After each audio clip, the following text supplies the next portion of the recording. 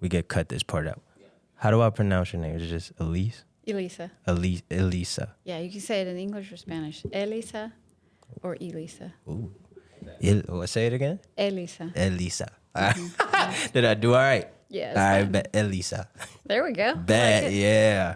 Welcome. Redeem Yourself podcast. I have been on a bit of a hiatus. So, Elisa, Hi, how are you? I'm doing well. How are you? I'm good. Yeah, we reached out. We've been trying to connect for the last week or so, set up some schedules to get in here and bring a new episode. So before I do anything else, man, I have forgotten how to use all of my shit. But we're going to try it. Nope, wrong button. I'm getting back to it, y'all. Don't worry. The Redeem Yourself podcast. My guy Sean been next to me the whole ride, man. I appreciate you, good sir. Recovery Outdoors doing great things. One time for the sick and suffering. And this is Sip a little coffee. Redeem Yourself podcast. And let's go.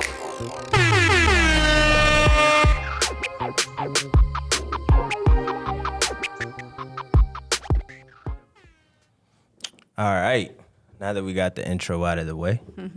Beautiful. Lisa. Oh, thank you so much. We gotta get a new intro, man. I That like joint. it. Do you? Yeah. I feel like it gets old to me because, you know what I'm saying, we've been playing it for a year and a half. So I need a little new tune.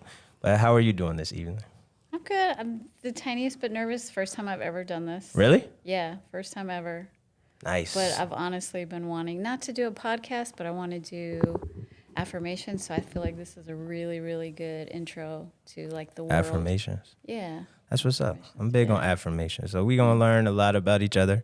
I think this is the first time that I've actually spoken to you. I know I've seen you like about some of the recovery meetups and such. Mm-hmm. And like, I'm going to be real. When I get in public sometimes, I just get mad skittish and like stand off in the corner for a little bit until I warm up. Mm-hmm. So I don't, if you ever noticed me, like I probably didn't approach too many people. I feel like I saw you at the first, not the first, but like one of Jody Seidel's at Point 5. Yeah. The NA.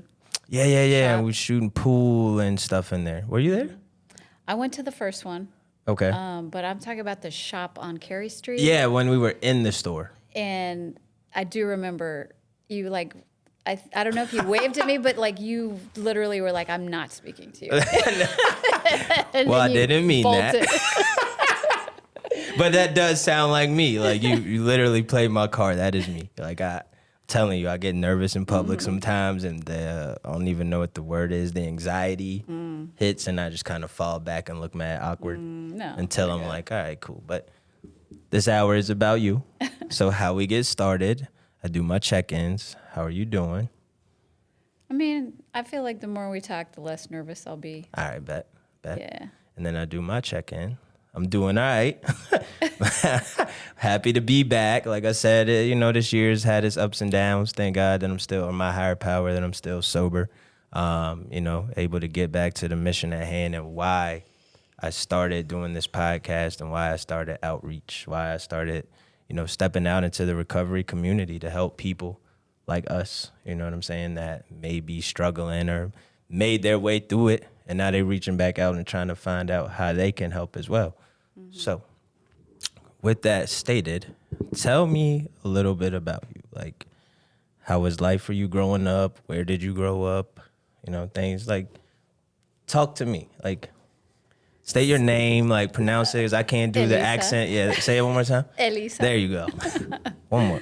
Elisa. Oh, shit. There we go. Elisa. Yeah, there we go. Yeah, trying to match up that. Yeah. I was Nice trying to glass with me. give you a little spaz with it. Yeah. Elisa. Yeah. So one of the things that I feel like I really need to maybe dive into is, yes, my family, I'm half Costa Rican.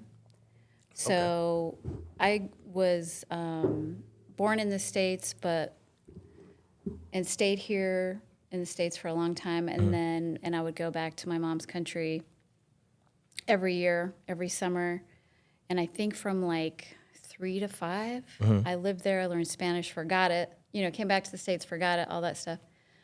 But one of the two, like, I feel like kind of exclusively unique things about my life is obviously that my mom's Costa Rican, and I actually got to experience that life and that culture through my family. But also I was raised ultra religious. Really?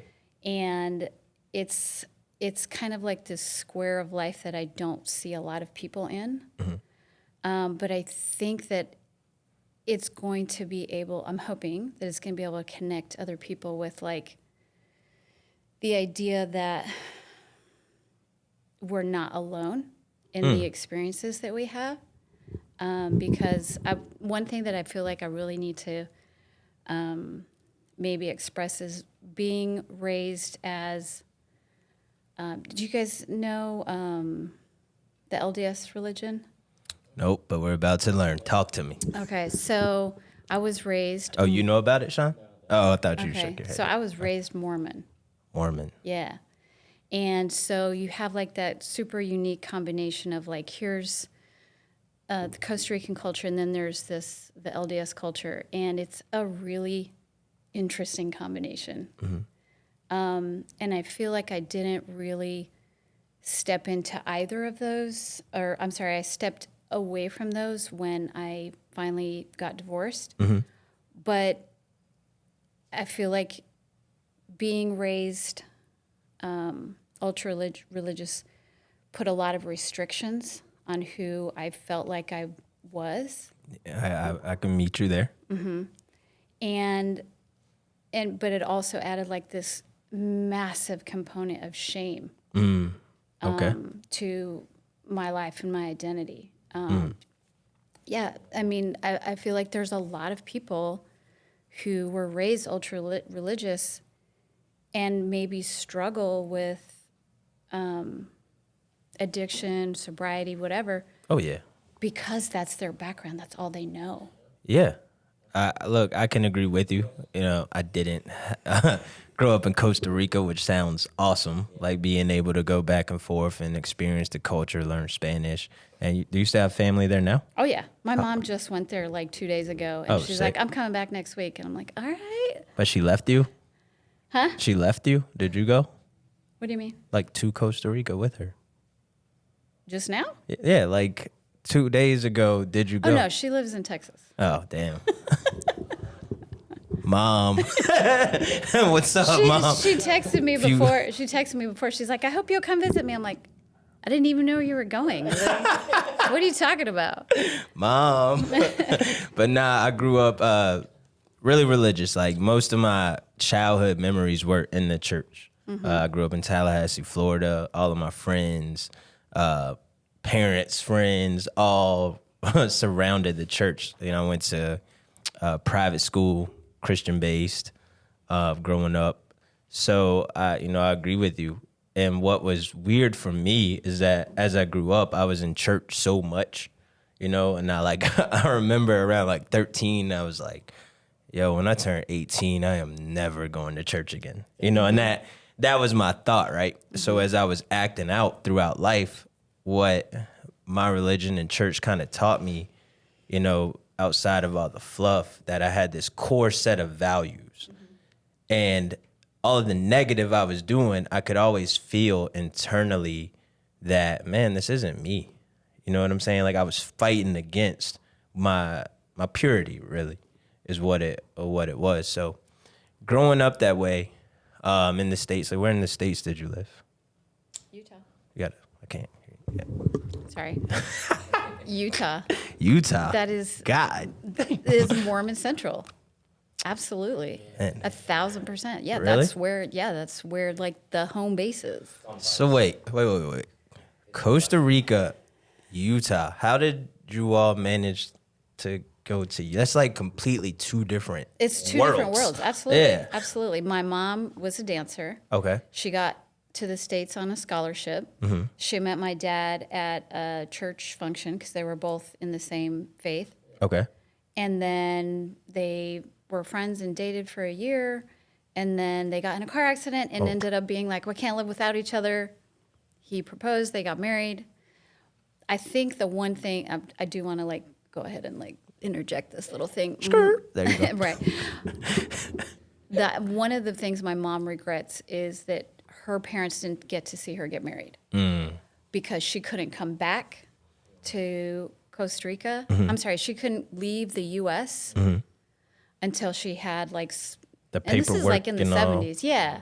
Yeah. Yeah. So she basically had to get married with his family under, they planned it, they did all the things. And so they didn't even get to meet my dad until how many years later.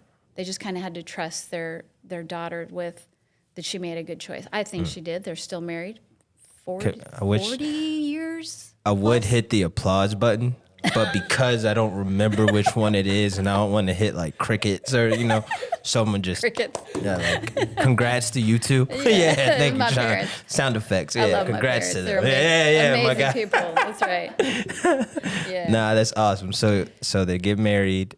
Y'all are in Utah, which is where I'm assuming you were born. Long time. Yep. Good God. All right, Utah. Did you go to school there? Yeah. All right. So when? Like middle school? Yes, Everything? actually, middle school. Yeah. Like I said, we would go during the summers. We'd go to Costa Rica and visit. I remember doing that for a long time. And then when we were 13, I was 13, I'm sorry. When I was 13, my parents were like, we're going to Costa Rica. We're going to visit. We got there and we stayed. Oh yeah. And it was a little bit of like, not a plot twist, but like a little bit of a scam because our parents were like, we're going on vacation. And we get there, and my dad's like, what do you guys think about staying? We're like, yay. No. It was they plotted. They plotted to do this. Got you there with no escape. Right. Damn. But I will forever say those were the best years of my life. And I'm so glad it happened. Awesome. Yeah.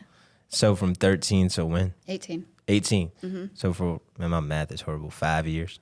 Is that 5? It was about 6, 4 7, years. 8? So Yeah, it was 4 or about 4 5 years. years. Damn, right? That really just count to 8.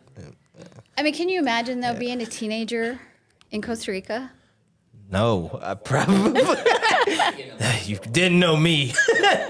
That teenager. It was amazing. It was amazing. I bet. Yeah. Man, break that down. 13 to 18. Give me the lifestyle, because I only know 13 to 18. I lived right here, this same area. Like I've seen all of this stuff when it was farmland and trees. Like, what was it back in the day, Sean? We had 2 buildings: the Walmart, the car fix place, the auto repair shop on the corner, and the 7-Eleven. The rest of this was trees and cows. None of this was here. So that's all I saw. 13 to 18 in Costa Rica sounds like a way better deal to me. Break it down. Like what was I wish I could like explain how awesome it was when I wasn't stressed about school. Because I struggled. Really? In school. Yeah. Struggled big time. how so? Like just academically Oh, or absolutely. 1,000%. They have like I really don't think it's changed in 25 years, but it's like their literacy rate is like 95%, but their high school graduation is like 60. Ooh. Something crazy. Like barely over half of their high school students graduate high school. But they're also like some of the most educated population in Central America, like overeducated, Right. you know? So I really struggled. I really struggled in school. I honestly didn't start drinking until after my divorce, which was, I feel like, definitely kind of me thinking I was free, but at the same time, like not realizing, hey, this isn't for me. You know, I don't feel good during, after, whatever. And yeah, I mean, we can talk about that later. But Yeah. growing up in Costa Rica was like that singular experience that I feel like not only allowed me to become who I am, but made me better in ways that I don't think I could have imagined. I could get that. Yeah. I guess if you had to say one word, just awesome. Yeah. Like Oh, yeah. up and down, even through the good and bad, you know, it was probably an experience. If everybody could, they should. Absolutely. One of them deals. All right. Absolutely. So 13 to 18, at 18, what happens? I came back to the States so I could By yourself? technically, yes. My sister was back in the States because she was trying to, start her life as well. She's Older sister, younger yeah, sister. older sister. Okay. And we lived in the same city, and we would like try and hang out and stuff. But she was definitely, an adult. She's trying to live her life and do her thing. But What city? Salt Lake. Back to Utah. Yeah. So you went from Costa Rica for 4 to 5 years and then went back to Utah? It was the home base. God That's where bless. all my that's where That's all what my you dad's knew. family. All yeah, right, that's where all my cool. dad's So family I'm like, was. man, how the hell do you go I mean, from... at 18, you don't have anything. You're trying to finish high Yeah. school. Like, what else? I got you. Like, in my I wasn't head, living by 18, I'm like, yo, well, I guess you really don't know until you know. But Florida would have been the first spot that I'd be like, yo, where's the palm trees? You know what I'm saying? Where's the... Like, I need I to didn't be... know anybody in Florida. See, that's where I'm from. Neither did my parents. Oh, Yeah. okay. Yeah. Like, Costa Rica to Utah just sounds like so wild. Oh, and I went back in January. God. It was you snowing. See? You went from 110 degrees and palm trees to Oh, it's snow not- and ice. No. Let's be clear. Costa Rica is like 70, 80 degrees. Oh, year-round. that's perfect. What? Oh, man. Yeah, the only time it gets colder is when it's rainy season. Yeah. And even then, it's probably really nice. I mean, it's very rainy, but yeah. The rainy season lasts forever, and it's like, well, it's not too bad, but it's 70, definitely 80 year round sounds like a win. We got gypped, bro. Mom, Dad, what's up? Yeah. All right, 18, you kick back to Utah, trying to establish yourself, graduate high school. To kind of take me through that journey. Like, what do you... I think it was necessary. My dad ended up getting in an accident where he like shattered the whole left side of his body, and came back, and I was staying with my aunt, which was his sister, and he came back because he had to work. Like, there's no such thing as disability in Costa Rica. Okay. So like they're missing some social programs Right. or like some work programs. But he came back to the States, and he was like in a wheelchair and all this stuff. And it was like me and him, we'd go to work. We worked at the same place. I saved up some money. We got an apartment. My family came back from Costa Rica because like they couldn't survive if they weren't working. Right. You can't support a family without income. Yeah, no disability, no other options to have the money coming in to replace it.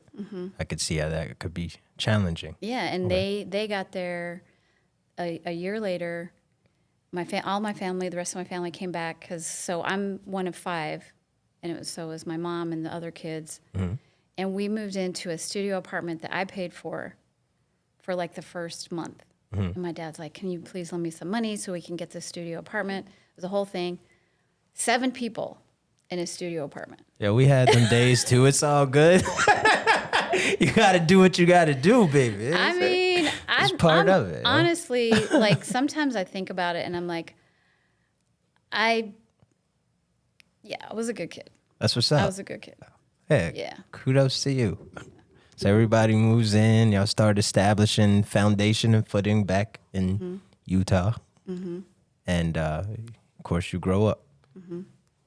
What's next?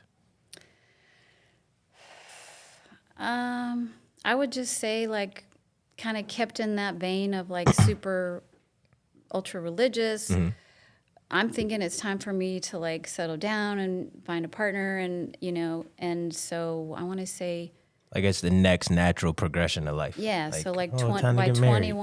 21 I was married. What? Yeah. God damn. Yeah, I don't recommend At anybody. 21, I was falling on my face, probably like right over there. Like literally. I honestly can't recommend people getting married that young. I think it's insane.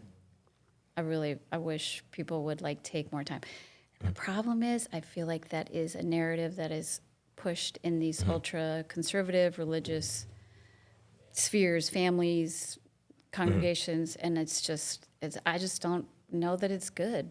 It's a lot of what, I saw growing up. You meet somebody, you get married, if you do it the quote unquote right way, you have children, you go on, and you just assume on the outside looking in is that's the way it's supposed to be, you know. So at 21, I could see if I wasn't out here being a hellion, like I could see how I too would have gotten wrapped into that because I almost did it at like 24, and I was like, no, It's too young. I can't. Well, it Yeah. was too young, and man, did I dodge a bullet. You know what I'm saying? It was, but so it is what it is. 21, you get married, and you know, life happens. You break down the marriage stories for me, like. If you That's want. hard. That's Allegedly. Like, it's hard. Allegedly. Yeah, allegedly. Allegedly. Everything here is hypothetical.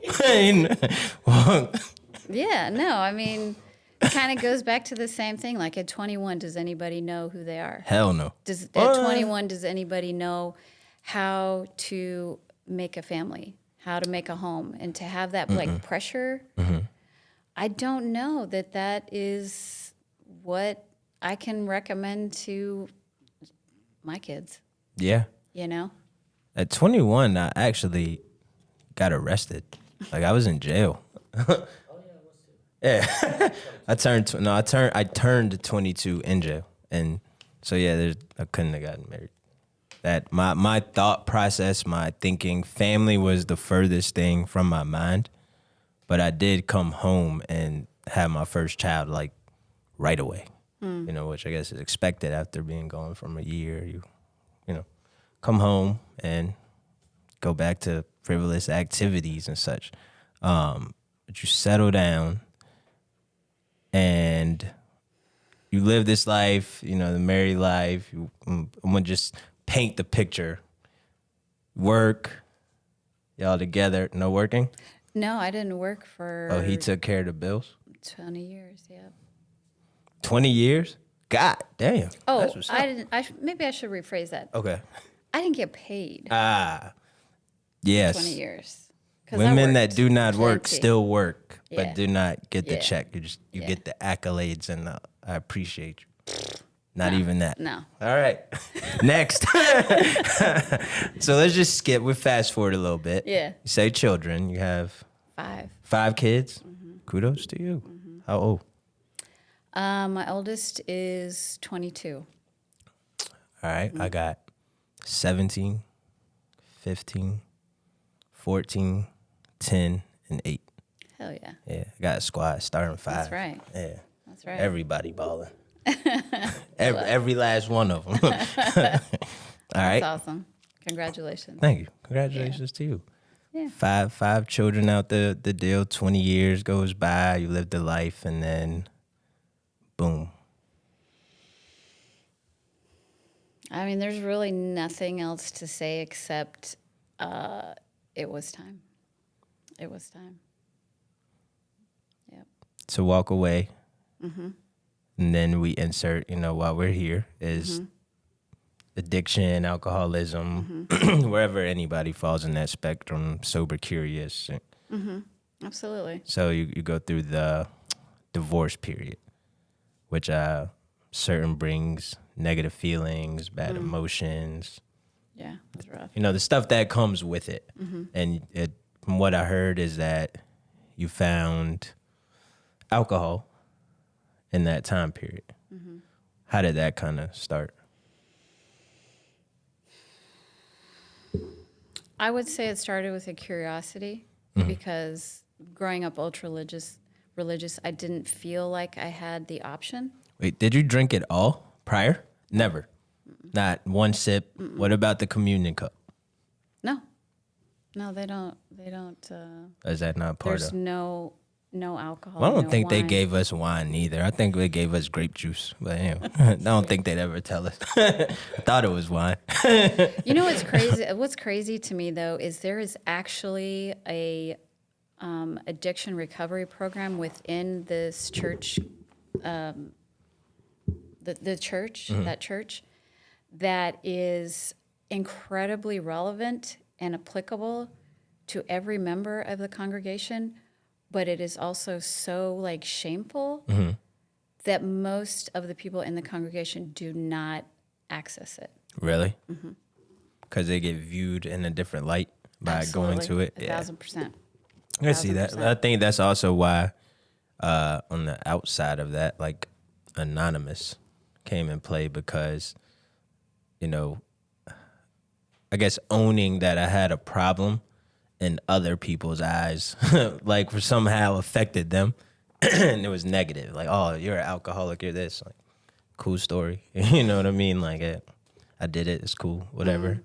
So I could see that. Like, I know for me getting sober, my first like 6 years, like the only people that knew I wasn't drinking was people that knew me, you know. But I never talked about it. I never said anything.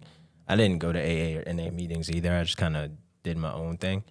But I always felt like, oh man, people will think this of me or view me if I open up or talk about it.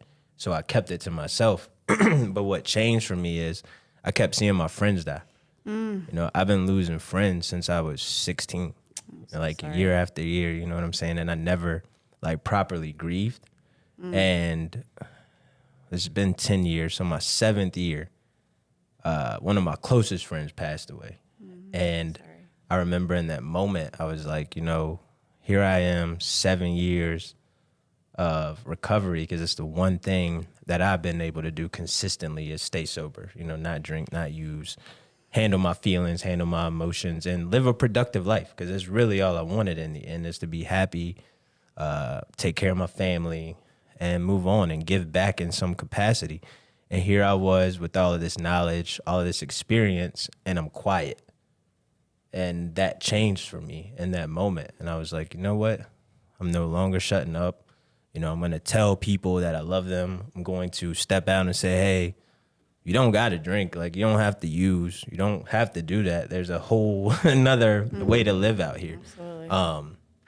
But your story is unique. You go throughout life, don't touch alcohol, and then the curiosity in a moment where feelings are involved. Hey, break it down. So the curiosity hits, and then alcohol comes into play. What does life look like during that phase for you? I would probably have to say, like, I think the curiosity was more like coupled with shame. I think my first drink was, I stole it from my first roommate. She had some weird, I don't know what it was, under like the sink in the kitchen, and I was renting a room from her, and this was literally the first 3 weeks after I had left my ex-husband. And I found it, and I was like, I'm just gonna try this. Like, this is ridiculous. I see her doing this. What does this do? Right, exactly. And I just remember being like, I was like underwhelmed, right? And to this day, I still can't say that I've gotten drunk besides one time. And That's impressive. but twice, one time I had like this overwhelming sense that I needed to go to rehab, but I was like, I don't ever want to get to that point. But I always kept it in the back of my mind. And then, and so, you know, I would do like a little bit of social drinking, right? One drink, but I would feel terrible for days After you drank? Really? Terrible. Like physically or no, really? Physically. God Physically. dang. To where I'm like, I feel like I'm dying. This can't be normal, you know? Like why? Like, I don't want to feel this way. And so it just got to a point where like it didn't matter that I wasn't paying for it. It didn't matter that I was with friends. It didn't matter. Like, there was no reason. It got to the point where it made sense for me to do something that didn't make me feel good. And how long did you drink though? 4 years tops. Really? Yeah. But it was never. All right. So when I drank, that switch, like I call it the switch. You could go out and say, hey, I'm gonna drink this one drink and get out of here. I have never been able to do that. Even when my friends would be like, hey man, me and my girl are arguing. Can you meet me out for a drink? Like, let's go chill. Like, all right, bro, I got you. Like, I'll come out for one drink. That one turned to 20 in like a matter of like 2 hours, and now it's 2 a.m. I'm downtown. There used to be a little after hour spot called ODC. We'd be in there till 4 or 5 and then go to Mansion, leaving there at 5, 6 a.m. Now I'm stumbling home trying to get from downtown back out here without, getting into trouble. So none of that crossed my mind, but not once during my 15 years of, alcoholism and drug abuse did I ever weigh the problem, right? And my life was falling apart, like completely, to the point where, I told you before we talked that I wanted to die.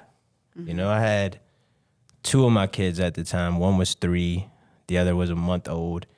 And I remember, like, this can't be life. Like, this shit sucks. Like, here I am. I was 28 then, 27, almost 28.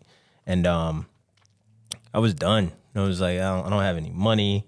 I'm a felon. I'm sleeping on this sofa. I got babies I can't provide for. Like, this, I did not sign up for this. Like, take me, And, thankfully, it didn't go out that way. And I was able to take all of that pain through those years and say, all right, man, let me make this powerful and change. I have an option here. So for you to have that switch and just get to the point where, hey, I'm done, like, what was the U-turn moment? Like, did anything happen, or did you just get tired of feeling like shit? I mean, and it was I'm out of this. I think it was like not a compilation. What's the word? Compounding. Okay. It was like a compounding.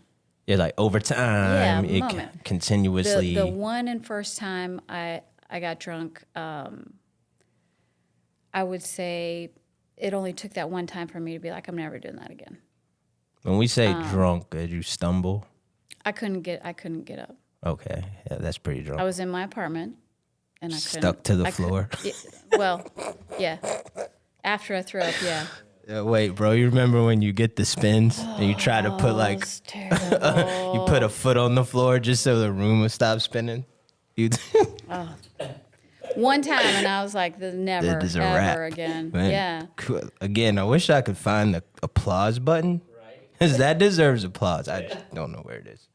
I'm gonna go back through this machine. Everybody, yay! So you hit that moment and you were done.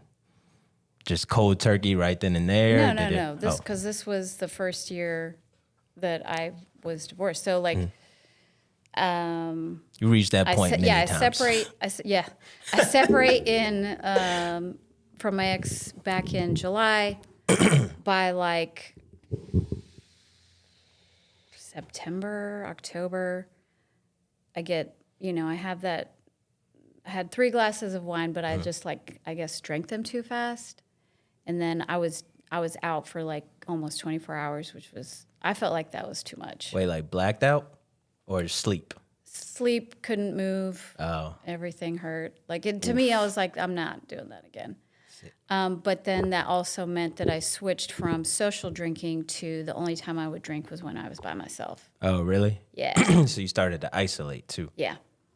I actively told people, I'm like, I'm not drinking while I'm out unless I know I'm safe. And that was so rare that it's just like I can't drink when I'm out because I'm the one taking myself home. Right. So that was, I think, something that, again, compounding, right? But I would say, and I haven't been sober for a year, so I'm still working on that. Okay. But I decided just before I met Sean. Okay. Just before I met Sean. Which was what, like earlier this year? March? I thought it was March, yeah. And I had been sober maybe like 2 weeks, a month. Really? I think 2 weeks. He said just recently it was like 2 weeks. Yeah.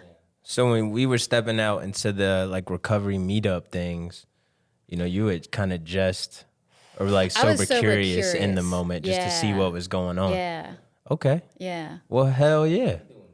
That's what's Nah, that really is. You are. What's that, March? And somebody count for me, bro. My brain's all fuzzy. I don't even know how many months that is. I feel like I don't know. It's like 8-9 months. See, I just had to count it out. But nah, that is a hell of a run. You know, 24 hours is tough. You know what I'm saying? Like, Yep. shit, if I could go back to my first 8 months in recovery, you know, clearly you're doing a lot more than I was. You know, I see you out. You like a mixologist or something? It Yeah, sounds- I make floral mocktails. Okay. Yeah. See, you already are finding like a lane. Me, my first 8 months, I was a hermit crab. I isolated completely, but I wanted to work on myself. I was in the gym every day. I was reading, taking care of my kids. I found a job for like the first time in 14 years, because every other dollar was allegedly came from different sources. So I was like striving to be a better person. And I didn't step out until 9 months. And then that 9th month I stepped out, I met my wife. So it was like, like everything happened at random times. So earlier this year, you decided to stop drinking, and now you're here sharing your experience on the podcast. What are you working on currently? So I'm actually a couple of things. Okay. I make a floral tea Okay. that is the basis for the mocktails, and I'm bottling it, and I'm working on selling it to stores so people can go and pick it up. Oh, that's what's up. But my favorite thing is to do events. Okay. And like bartend, but obviously no alcohol. And it's funny because I've actually lost work because I tell them I'm not going to even be pouring the alcohol. Definitely not going to be tasting it, but I don't even want to touch it. Right. And people are just like, Yeah. And at the same time, I'm like, but you know what? There's going to be people who are going to understand that, and it's not going to be an issue, Right. right? Those are the people that I want to work with, that I want to interact with, that I want to be friends with, who are going to be like, no, you don't have to smell it, you don't have to be around it, you don't have to. And it's not because it triggers me, because I actually think alcohol smells crazy. That shit gives me a headache. Like instantly. But I have like, Mad so I stuff have going on. No, Sound like me. absolutely mad stuff going on.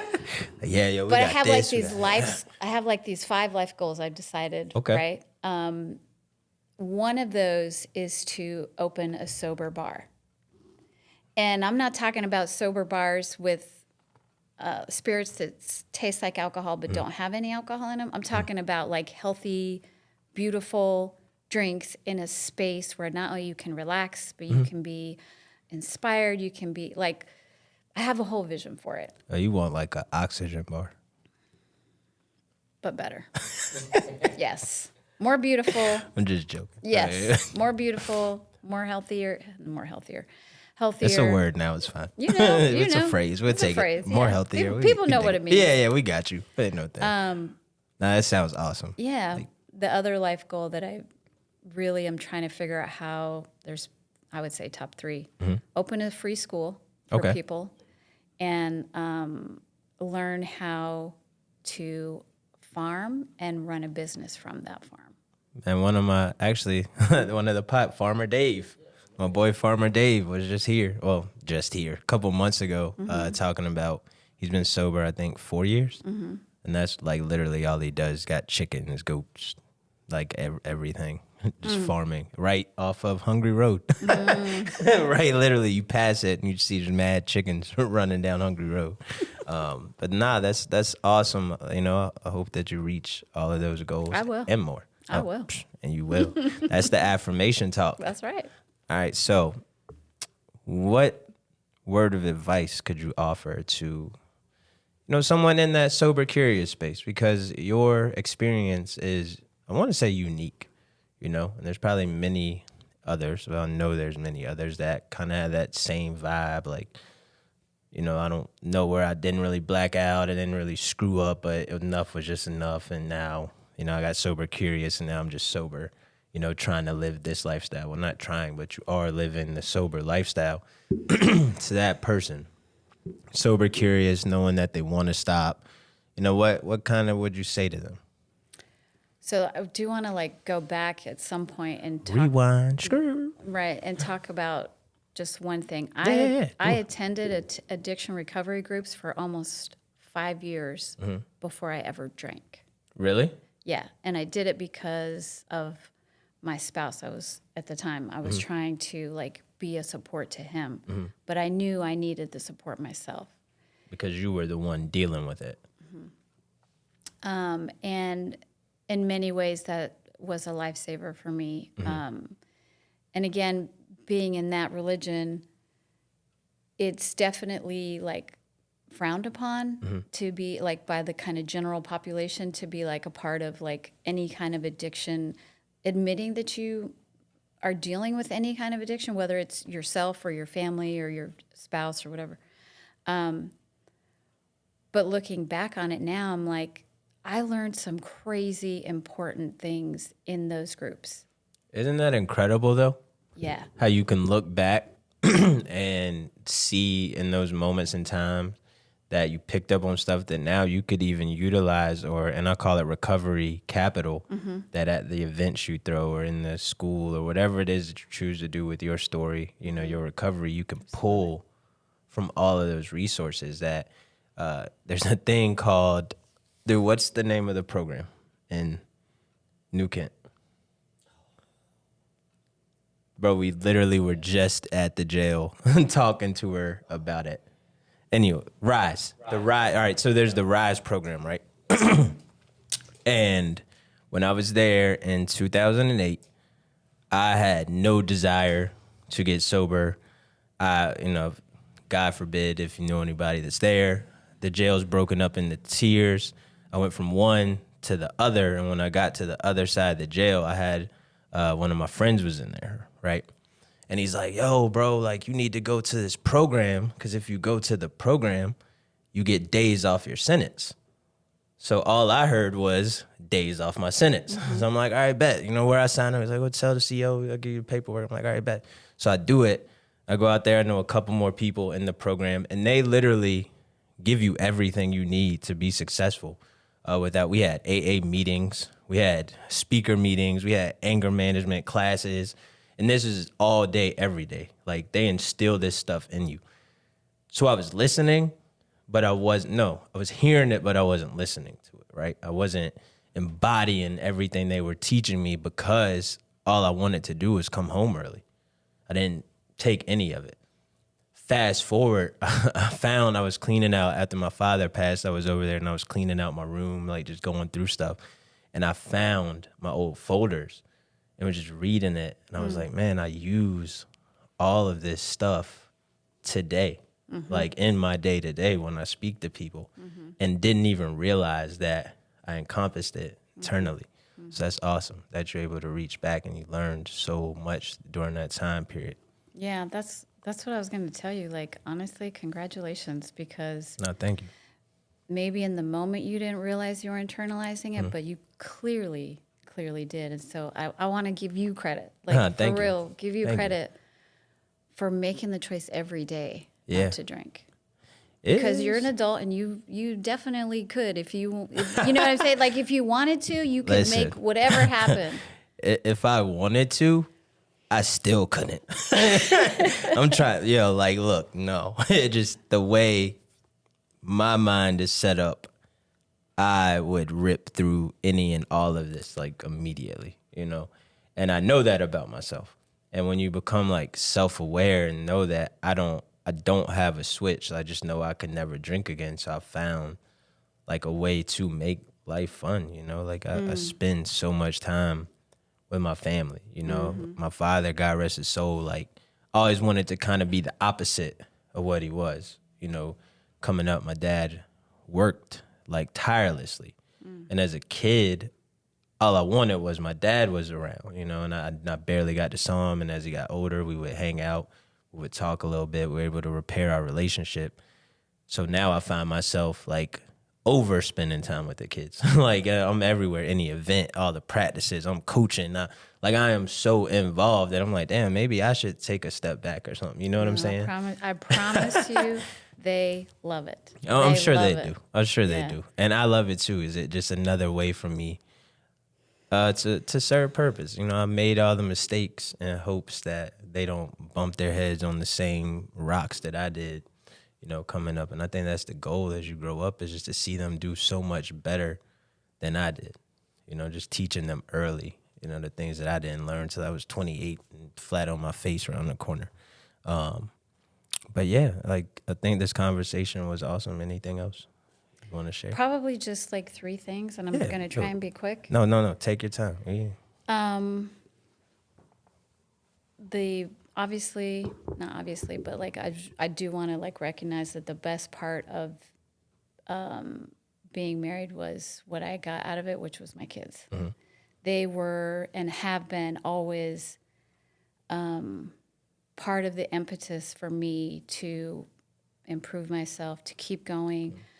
Like if I can say anything, it's that I don't regret the time that I spent with my kids as a stay-at-home mom. And I did like homeschool, and we did farming, and like urban farming, and like all these different things. And I still think they're amazing human beings. As kids, they were definitely great, but as they grow into adults, like I try to tell them, but I'm like, I'm so proud of them. I'm so proud of them. And that's not to say they're perfect. It's not to say that they don't, make mistakes or they're not jerks sometimes, because we all are. But Facts. but I'm really proud of them. And honestly, there was a time where I said to myself that if I didn't get better, if I didn't step away and take time to figure out who I was and what I wanted, that I would never be able to model that for my kids, and they wouldn't have that reference to fall back on as they were growing up and as they move forward with their lives and adulthood and even their families. That was one thing that I wanted to say. The second thing, Those words, I'm proud of you, are awesome. Yeah. Like I tried for years to get, like I was on the opposite side of that. So kudos to you for doing that and telling your kid, one of them's grown, your children, you know what I'm saying? Always be our babies. It's like, that's right. I wanted that I'm so proud of you moment, like all the time. And I never got it growing up. So I was on the opposite where my life was like, yo, fuck it. Like, what am I doing this for? And that was where I just started going nuts.